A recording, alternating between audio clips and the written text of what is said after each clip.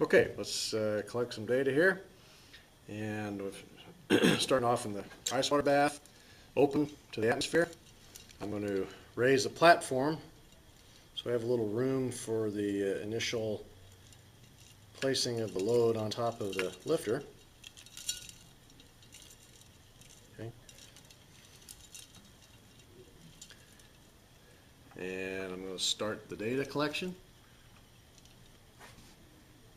I'm going to place the conveyor belt, brings the load and puts it on the lifter. And we get that compression right there. And then we go to the hot bath, and lifter raises the load.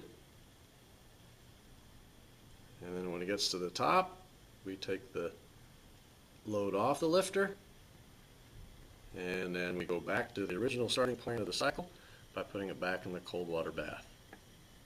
And you see we're now back at the start of our cycle, the same location, pressure volume wise.